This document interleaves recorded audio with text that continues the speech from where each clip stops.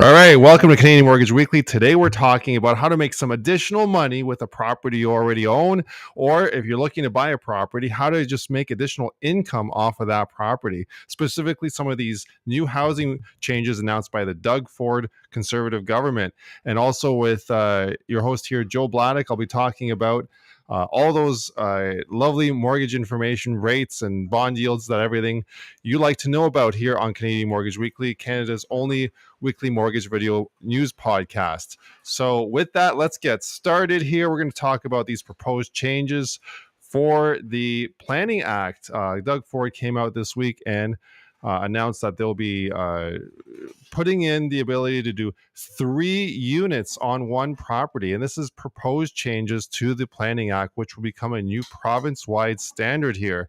They're going to be allowing homeowners to put in 3 units on one property, and this will be on municipal land without the need for municipal bylaw amendments. Those things are commonly known as variances, which do add costs, but it could be hundreds of dollars actually of additional costs. Just try to get a variance if your property is not zoned for multi-residential, or if you're living in a neighborhood that doesn't allow for more than just a single family home. Now they're going to eliminate all those red tape requirements to get variances, and just allow everyone that owns a property to be able to add 2 or 3 units in that property. So how is this going to happen? Well, they're going to allow a variation of things. They're going to allow you, if you have a single family home, to add a second unit, like a basement suite or an in-law suite, which is pretty amazing. They're going to be able to do that. And with that, you'll be able to generate additional income from that basement suite or in-law suite. Pretty amazing. You're still going to have to follow building codes and municipal bylaws to generate and install that new unit. However, you'll be able to do that. They're also going to be allowing something different as well, such as laneway homes or garden homes on that property lot. So say if you own a property in a residential neighborhood, you have additional room in the backyard that you're not using, you're going to be able to actually build another garden suite or a laneway home in that lot. So a separate residential structure, and you'll be able to put that together and then rent it out and earn additional income for that unit, which is really going to help Canadians that are homeowners right now generate additional income during this time of inflation, when things are costing more, to be able to generate that income and be able to have additional funds in their pocket. So if you have additional room in your home right now that you're not using, this will be a great way for a homeowner, say you're using that home as your primary residence, to actually change it up, use that extra room in your home to put in a basement suite or in-law apartment. You could even add 2 in-law apartments if your home is big enough and has that space to do that, and or variation of that, an in-law apartment and a laneway or garden home in your backyard. Pretty crazy stuff. So there's been a lot of red tape in municipalities for this type of thing for many, many years. A lot of municipalities have areas in towns and cities that don't allow for multi-residential units, and they usually restrict them to a certain part of the city. Sometimes it's the downtown area. Sometimes it's an area where there are many multi-residential lots. But now you could be living beside a family home, and all of a sudden your neighbor decides to put in a basement apartment and a garden home in the backyard, and you're not really going to be able to do anything about that. So I'm curious to know, is this a good change that's proposed or a bad change? If you're watching this episode of Canadian Mortgage Weekly, comment below as to whether you think this is a good change or a bad change. Is this a change that you would consider doing on your own home to make this additional income on your own home? Usually also, there's another really neat thing that's coming along with this, what the Doug Ford conservative government has proposed, and that is usually there's development charges and there are parkland dedication fees involved when you're putting together a new unit or a laneway home or a garden home, say if it is approved through the city. Now they're actually wiping out those extra development charges. There'll be no parkland dedication fees. So that's pretty amazing as well. They're not going to make it additional. They're not going to allow municipalities to collect those fees. So it's going to really lower the cost to be able to generate this extra unit. Usually development charges and parkland dedication fees to add a second unit end up costing thousands of dollars extra on top of the initial construction costs to be able to put in that extra unit. And as I mentioned, these new units will need to abide by building codes and municipal bylaws. So you just won't be able to throw a kitchen in the basement and call it a day and you rent it out. You'll have to actually do a separate entrance, a separate self-contained unit. Electrical code will need to be followed. Plumbing codes will need to be followed. So there are those codes that still need to be followed, but the red tape is gone for this proposed change. Now, this is going to be Ontario-wide, so Windsor to Ottawa, Toronto to North Bay, all the way north of Ontario as well. It's going to be Ontario-wide. It's a proposed change to the entire Planning Act. So this is going to be a new province-wide standard. And why is the Ontario government doing this? They're doing this to generate housing. There is a mandate to generate additional housing in Ontario.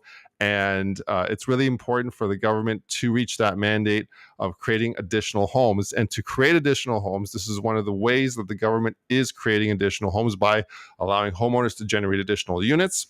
And by allowing homeowners to generate additional units, they're hoping that homeowners will take advantage of that. And it's going to add to the mandate of the government creating additional homes and additional units for the Canadians that are out there. So curious to see what your comments are about this. You can put it in the chat. I'll try to answer these on air. If not, then I'll try to answer them off air. And as far as mortgages go, if you're looking to finance a unit like this, I'm a mortgage broker that works Ontario-wide and can meet with you via Zoom or Snapchat or on Skype or by phone call or by text. And we can talk about refinancing your current home to be able to take the equity out, so you could use that equity to use it as construction costs to implement that second unit or third unit in your existing home. Or perhaps you have a rental property. Maybe you're renting it out as a single family home or as a duplex right now. You'll have that opportunity, if you have that additional space in the backyard or in the home, to convert that single family or duplex home into a duplex or triplex and be able to use that extra room, rent it out for additional income. Right now, during this time of inflation and rising house prices, and where we're at right now with the economy, we have been seeing that rents have been rising. So with that, it's going to create additional opportunity for these people that are putting in these second and third units to be able to rent them out as well and earn that additional stream of income that is going to be there for years to come. Also, really cool for resale value. If you're looking at reselling those units, say you put in a legal second and third unit, your home will now be able to be maybe even sold quicker when you go to put your home up for sale, simply because not only will that homeowner be able to live in that unit, but they'll be able to qualify for a higher mortgage amount simply because that second and third unit, the bank will be able to accept that second and third unit income as part of your mortgage qualifications.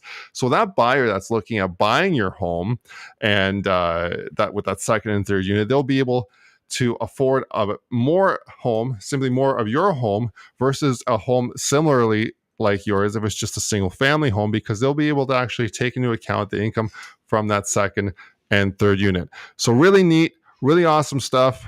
Looking to really get your comments on this and what you think this is going to do to the housing market. How is this going to change what the demand for housing is going to look like? I know that for immigration, Canada is looking at bringing in over 400,000 people this year, over 400,000 people next year, and for years to come, every year it's about 500,000 people going forward. Additional population coming to Canada, and those folks, they will either need to rent, which will push more demand onto the existing rental housing, or they will need to buy. And a lot of these folks, they do want to buy. So either way, because of the housing demand we have now, it's going to push that further. And with the way the interest rates are now, a lot of people really can't afford too much of more home right now. So creating these extra rental units, I think it's a really ingenious way for the government to meet that mandate of creating additional rental units. So let's get into our presentation here today. We're looking at episode 106 here on Canadian Mortgage Weekly. We've been doing these episodes now for over 100 episodes. Pretty amazing. So let's take a look at what we're looking at here today. With episode 106, I like to start out here with the bond yield. So with the bond yield, we are at 3.54%. So where are we since our last rate update? Well, it's actually dropped. When we had our rate announcement last week on Wednesday, October 26, 2022, the bond yield did drop by 35 basis points. And what have we seen since then? We've actually seen 5-year fixed rates take a little bit of a dive since last week, so much so that I'm reviewing rate sheets being sent out by lenders right now, and we're noticing that the 5-year fixed rate has gone down since last week. So that is something new, something to consider if you're looking at getting pre-approved. You can get pre-approved now for a lower 5-year fixed rate than you would have if you were pre-approved prior to the rate announcement of the rates going up. Sounds backwards, but that's just how it is. 5-year fixed rates have gone down, and the bond yield has been slowly rising since that drop last week. So it's at 3.54%. So fixed rates are a little bit lower now. So definitely recommend getting pre-approved now if you are looking to get a fixed rate. And if you are considering variable rate, do give me a call, because there are some things to consider if you want a variable rate. Perhaps your lifestyle or your goals for home ownership will actually make it so a variable rate is recommended. So looking forward here on inflation, we see for inflation, it's currently at 6.9% for September. We will receive updated inflation numbers next week, perhaps for October. We're looking forward to seeing lower inflation for October. Inflation did peak at 8.1% in June 2022 and has been going down slowly since then. Obviously, prices are still rising, just at a lower rate since they were in June of 2022. If this trending down does continue, rate hikes will subside. We've already seen it with the Bank of Canada. In the summertime, the Bank of Canada did raise rates by 100 basis points. Then in September, they raised rates by 75 basis points. And then in October, they raised rates by 50 basis points. So they are slowing the rate hikes, as well as you see inflation has been slowing as well. Let's take a look at U.S. inflation right now. The U.S. inflation is at 8.2%, still trending down from the high of 9.1% this summer. And also we've seen that inflation come down, but still at a very high rate, and prices are still rising. Now, the CDOR rate's currently at 4.58%. This is a metric that I use to determine if the variable rate currently is a good deal. Now, because the CDOR rate is at 4.58%, the variance from the prime rate versus the CDOR rate is 0.97. Now, because it's under 2%, I would really consider fixed rates versus variable rates equally now, instead of saying always variable rate, because when the variance is so low, it really makes it hard to give the case that a variable rate should be the way to go. Now, your homeownership goals, your lifestyle, and the type of housing you own and all that will really determine whether or not variable rate is the way to go in this case. So do give me a call, Joe Bladek. I'm a mortgage broker that works all over Ontario and can meet with you via Skype or Zoom to talk about if fixed rates or variable rates are right for you. In this case, the popular option has been 2- and 3-year fixed rates, and we will probably see that go forward for the next few months, as people are thinking that for the next 2 or 3 years at least, rates could be going up, but we don't know that. We don't have a crystal ball. So a lot of people have been locking in for the short term. So if that's something you're interested in, give me a call. Looking at the Bank of Canada rate announcement, our last rate announcement brought the overnight rate up to 3.75%. This is a rate that hasn't been seen since 2008. So our overnight rate at the start of COVID went down to 0.25%, with it now being at 3.75%. That is a massive jump of 3.25%. So the last rate increase was 50 basis points, and now the next rate announcement is set to be on December the 7th, 2022. So join me for a special pre-rate show and live rate announcement on December the 7th. We'll start at 9:45 a.m. with a pre-rate show discussing the news and what's been happening and trending in the market leading up to the rate announcement. With the live rate announcement at 10 a.m. And then we'll discuss the reaction to that live rate announcement on the episode following day. So with what's happening with the next rate announcement, we'll have to see what the inflation numbers are for October and what the inflation numbers come out for November. Now, with regards to that, that's really going to dictate as to A, how much the rate is changing, and B, if it's going to change at all. So we'll see that next month on December. I know with Christmas and the holidays coming up, it does make it a lot harder for Canadians to stomach rate increases at that time of year. So we'll have to see what the Bank of Canada does. Now, for the average national home price, we have here for September 22, our numbers are out still for September. The national average house price is at $640,479. So we have 2 consecutive months of house prices going up now since August. It's a very small increase. They did drop quite considerably since February of 2022.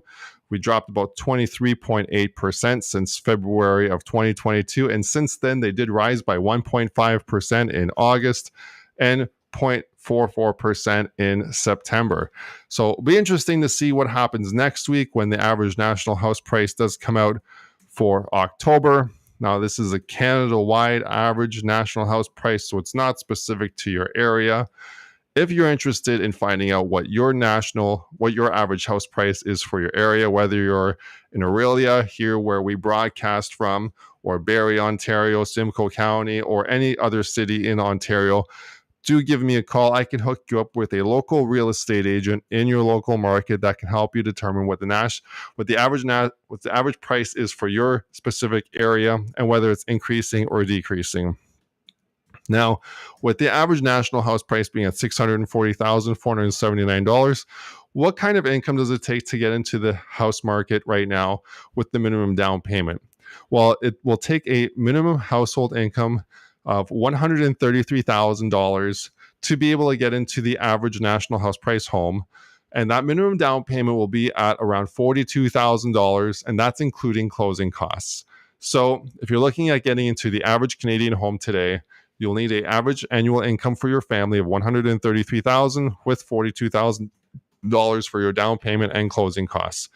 If you're considering buying a home today and you're a first-time home buyer, I know that I was a first-time home buyer once, and I didn't know really what to do. What you will need to do most of the time is, because your annual income will not be $133,000, is to be able to add a cosigner. And a cosigner can essentially increase your average annual income for your household. And by doing that, your income will be able to be higher for that qualification purposes. And as long as you can qualify for a higher mortgage, you'll be able to get into that home with a cosigner. And what we're seeing is a lot of moms, dads, grandparents, uncles getting on board and co-signing for their kids to be able to get into their home today. So that's some information to consider there with the national average house price coming out there for September of 2022. So again, my name is Joe Bladek. This is Canada's only weekly national mortgage news podcast, aims to the Canadian homeowner to be able to help you with your mortgage decisions and with your home ownership goals. If you have any questions, do either put them in the chat below or send me a private message. You can book an appointment with me through the link in the link description below, and you can book an appointment today, and we can meet over Zoom, Skype, chat, or text, or email, or phone, whatever you prefer, to get started on your mortgage today. With mortgage rates the way they are, you never know where they will be at next week. So if you're looking at refinancing to add that second or third unit in, do give us a call today to be able to get that all started. And we can do that to be able to get you that second and third unit, or even just an additional unit in your primary home, to be able to earn you that additional income, so you can earn an additional income stream on top of your current job or career that you're doing currently. So anyway, this is Joe Bladek. Thanks for watching today. This has been episode 106. Thanks for watching, and we look forward to seeing you next time here on Canadian Mortgage Weekly. And we're gone for now. Talk to you all later.